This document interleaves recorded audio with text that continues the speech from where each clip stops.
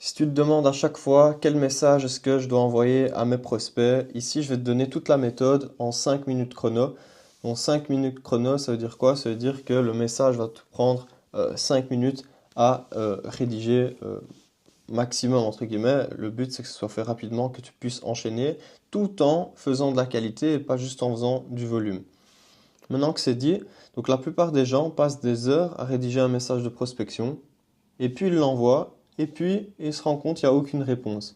Le problème, c'est pas que tu fais du mauvais travail, le problème c'est ton message en lui-même et le pitch que tu as fait. Donc si tu corriges ça, tu pourras signer plus de clients. Donc c'est le but. Qui est-ce que je suis? Qu'est-ce que j'ai accompli à ma petite échelle? J'ai environ 5 ans d'expérience dans le business en ligne. J'ai généré 6 chiffres avec mes différents business en ligne.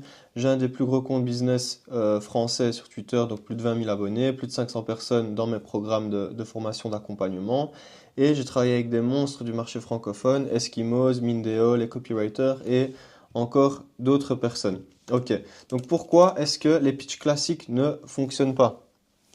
Parce qu'ils parlent du prestataire, donc de toi, tu parles de toi dans tes messages et tu parles pas du client. Et ça, c'est une énorme erreur. C'est une énorme erreur que de parler de toi au lieu de parler du client.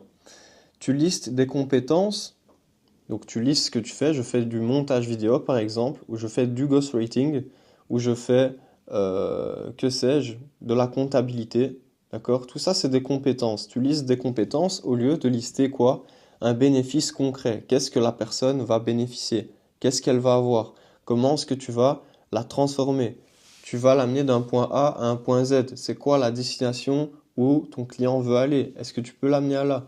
C'est ça que la personne veut lire. Elle veut savoir si tu es capable de la transformer. Elle veut pas juste voir des compétences, ok? Donc soit tes messages également sont trop longs, trop formels, trop génériques, ça se voit que c'est de l'IA. Par exemple, tu peux dire à quelqu'un, bonjour, je suis ghostwriter, j'ai 2 ans d'expérience, je maîtrise LinkedIn, j'aimerais travailler avec vous. C'est trop générique, ça ne le fait pas, d'accord? Ton prospect, souvent, il veut rien savoir de toi, en tout cas pas au début, il te connaît même pas, il veut juste savoir si tu es la personne qui peut régler son problème et si tu peux lui rapporter de l'argent, si tu peux lui faire gagner du temps et si tu peux l'aider tout simplement.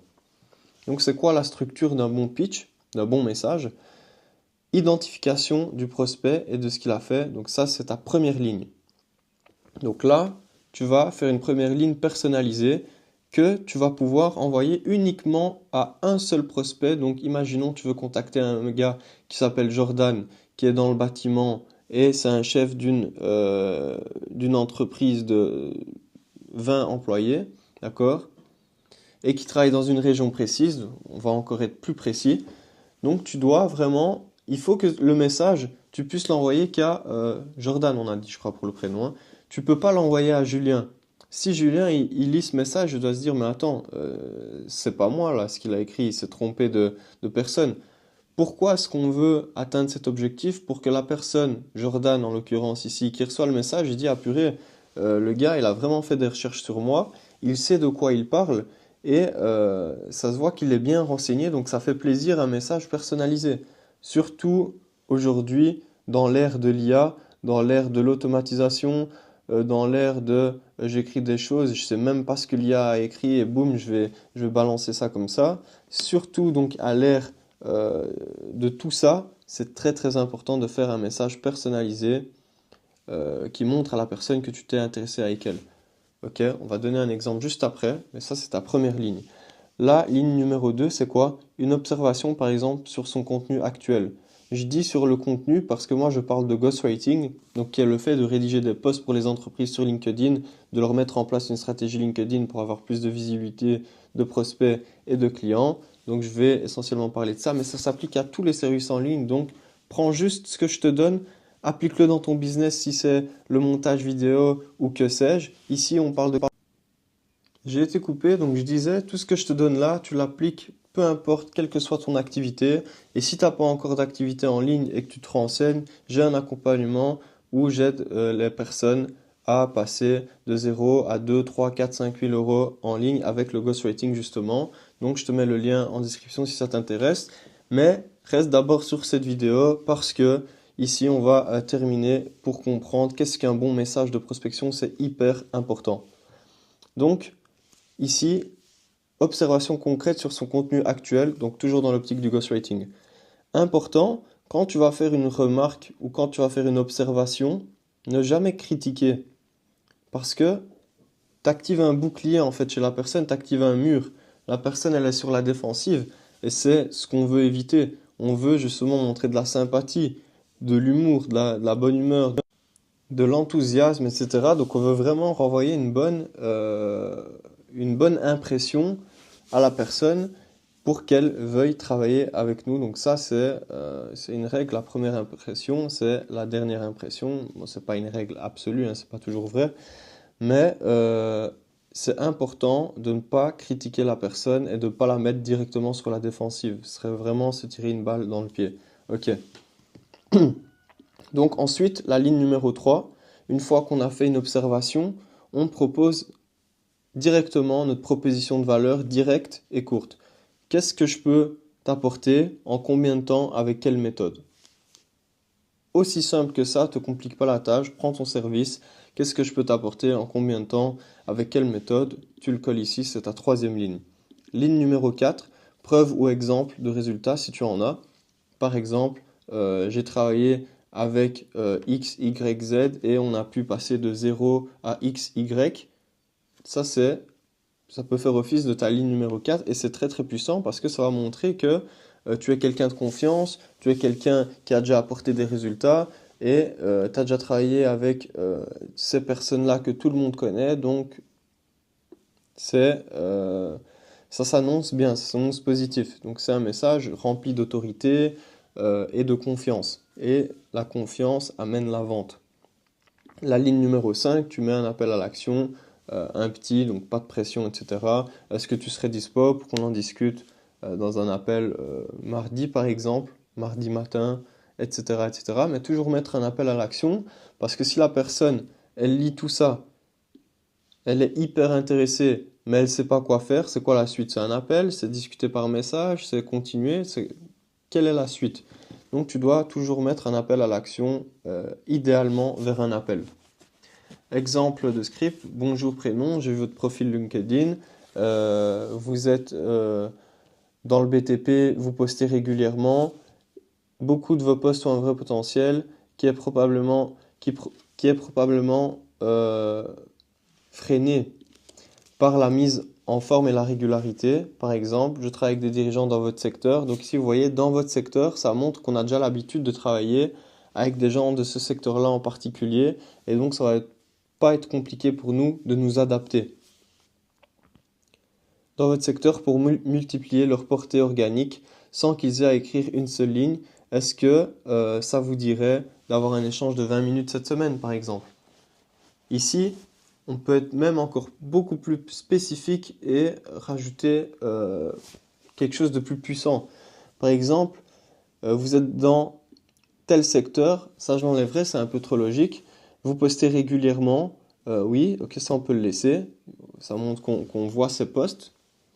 Beaucoup de vos posts ont un vrai potentiel qui est probablement freiné par la mise en forme et la régularité. Et on pourrait dire, ici, au lieu de vous poster régulièrement, tu pourrais dire, par exemple, j'ai vraiment apprécié votre post où vous parlez de comment les gens font ceci et on fait cela. Et je suis totalement d'accord avec vous sur ce point.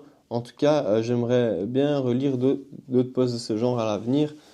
Exemple, ici j'en rajoute un peu, mais c'est pour dire que le message doit être personnalisé. Ok? Ensuite, appel à l'action, comme on l'a vu. Donc un bon pitch, c'est quoi? C'est une conversation, c'est pas du tout un email de candidature, quelque chose d'hyper formel, etc. Et ça, il faut que les gens se l'enlèvent de la tête, parce que même si tu parles à un dirigeant, c'est un humain comme toi, qui parle sûrement comme toi, d'accord? J'ai eu des clients avec plus de 150 employés, c'est des humains, ils rigolent, ils parlent comme toi et ils parlent jamais comme dans les emails bien formels, etc. quoi. D'accord? Maintenant, tout dépend du contexte, évidemment, mais la prospection, quand tu es freelance, ça doit être quelque chose de cool, entre guillemets. Ça doit pas être quelque chose de hyper comme ça, dans une boîte hyper carrée. C'est pas comme ça que ça s'est passé, en tout cas à chaque fois, ou peut-être pas à chaque fois, mais souvent quand j'ai signé des clients, c'est parce qu'il y a eu un petit feeling, voilà, c'était cool, quoi. C'était un bon petit échange, la personne avait envie de bosser avec moi, et voilà. Ensuite, ce qui est important, c'est de s'adapter selon le canal, donc selon euh, où est-ce que tu vas prospecter. Si c'est sur LinkedIn, tu peux adopter un ton direct, pas besoin de monsieur. Euh, Personnellement, j'ai pas forcément besoin de vous voyez, d'accord? Mais je sais qu'il y en a qui sont irrités quand on les vous voit pas. Mais est-ce que tu veux vraiment travailler avec des clients qui sont vous voyez qui sont irrités quand tu les vous vois? À toi de voir. Maintenant, pareil, adapte-toi selon la personne. Si tu vois que la personne, c'est quelqu'un de très carré, de très professionnel, tu peux également t'adapter à elle, il n'y a pas de souci. Il faut savoir s'adapter à la personne que tu as en face de toi. Ensuite, si c'est par email, il faut un sujet court et intrigant, d'accord? Il faut que ce soit 3, 4 paragraphes maximum et des petits paragraphes, ok, pour que l'email soit très lisible et soit rapide à lire, et un appel à l'action comme on l'a vu. Si c'est en DM Instagram, pareil, il faut que ce soit court, 3 phrases, 4 phrases max, après ça devient trop, tu vois, les gens sur Insta, ils ont des vidéos, des reels qui défilent, leur attention, elle va partout. Et si en plus elle s'arrête sur ton message et qu'elle voit que c'est très très long, ça va être compliqué à lire. Et même si c'est intéressant ce que tu proposes, peut-être que la personne ne va jamais aller jusqu'au bout de ton message, donc ce serait dommage. Donc la règle c'est quoi? Toujours personnaliser et jamais de copier-coller sans modification, sauf dans certains cas, ça fera peut-être le sujet d'une vidéo, comment faire de la prospection de masse. En tout cas, c'est pas prévu pour le moment. Si tu appliques déjà ça, tu peux signer plein de clients pour vendre tes services et tu pourrais même signer bien plus de clients que ce que tu peux gérer toi-même si tu appliques de manière régulière pendant assez longtemps cette méthode. Oublie pas, la prospection c'est un jeu de volume. Si tu contactes 100 personnes, que tu as 20 réponses, que tu as entre 5 et 10 appels réservés et que tu signes un ou deux clients, mais voilà, ça reste au final, ne regarde pas combien de messages tu as envoyé, mais regarde combien de clients tu as signé pour te motiver. Ok, donc si tu veux aller plus loin, qu'est-ce que tu fais maintenant? Si tu veux apprendre une compétence, si tu veux pousser ça un peu plus loin et que tu veux te former, j'ai mon accompagnement. Le lien, il est dans la description. Je te forme au ghostwriting, je te montre comment trouver des clients. Le but, c'est quoi? Simplement d'avoir une source de revenus en ligne, de ne pas dépendre d'un salaire, d'un endroit, de ne pas dépendre d'un patron, de ne pas avoir de plafond de revenus, de travailler d'où tu veux et tout simplement d'être libre. Donc, j'ai un accompagnement spécifiquement pour cela. J'ai aidé plusieurs personnes à dépasser la barre des 3 000 € par mois en l'espace de quelques mois. Je suis dans le domaine depuis maintenant presque 5 ans, donc je sais comment amener quelqu'un de 0 à 1. Si c'est ton cas et que tu veux avancer avec moi, le lien est dans la description. C'est à albindentrepreneurmusulman.com. Assalamu alaikum.